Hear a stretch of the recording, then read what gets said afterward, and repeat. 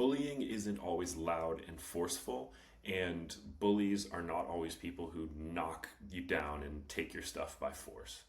This is something that I learned recently listening to Dr. John Deloney, and it helped me understand a lot of different things that have happened in my life, so I thought it was worth sharing with a little bit of an anecdote. Today's post is called Bullies Aren't Always Loud, and the headline is Silence or Perpetual Bad Moods Can Be Bullying Too. Introverts can be bullies, people can bully with quietness, people can bully without violence. The truth is, I define a bully as anyone who must be lived around rather than lived with. What I mean by that is, if there's someone who is in your life and you just are afraid to say certain things because, you know how they are, they're going to just fly off the handle, or they're just going to be a wet blanket for the rest of the day or the rest of the week, or they're going to make things miserable just because you disagreed with them. That's living around someone rather than living with them and creating compromise. Anyone who isn't interested in compromise and must have their way, regardless of the happiness of the people around them, is a bully, period. Even if they don't yell and force their way through things.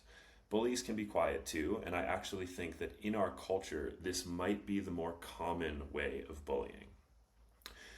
A few years ago, I had a roommate who never yelled, never slammed doors, or never shouted us down during disagreements. He never tried to take anything by force, but instead, whenever he didn't get his way about something in the house, he would just sink into a heavy, tense silence and just cover every interaction for the rest of the day in just a big, wet blanket. His energy just... And every time you interacted with him, it would just be one-word answers, and he'd be tense, and it'd just be like, meh. To make things worse, he'd been in so much therapy. He'd been in decades of therapy in his life. So he could talk circles around like how we weren't displaying emotional intelligence or holding space for him when we didn't do what he wanted. He knew all the words, but he had never internalized any of the substance of what he had learned in therapy, which meant that the atmosphere in our house became unbearable anytime he wasn't catered to. And he just was self-aware about why he was annoying, but hadn't done any personal growth. So he just turned into a bully with different vocabulary.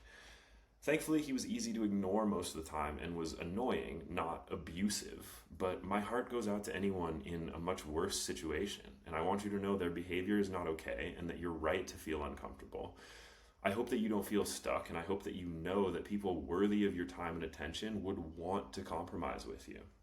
Because if you're a healthy person who loves the people in your life, compromise actually feels better than getting your way. It makes your relationship so much more fun and fulfilling. And anyone who always gets their way doesn't respect the people in their life, doesn't respect themselves, and isn't worthy of respect, which is such a sad, horrible way to live. But it's the truth, and it's important to remember. Bullying isn't always about volume or violence. It's a refusal to compromise on anything.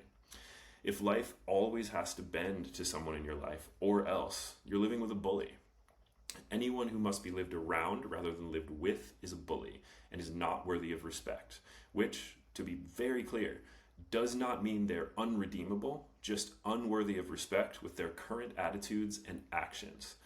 People who are deserving of respect want the people they love to be happy, even if they don't always get their way.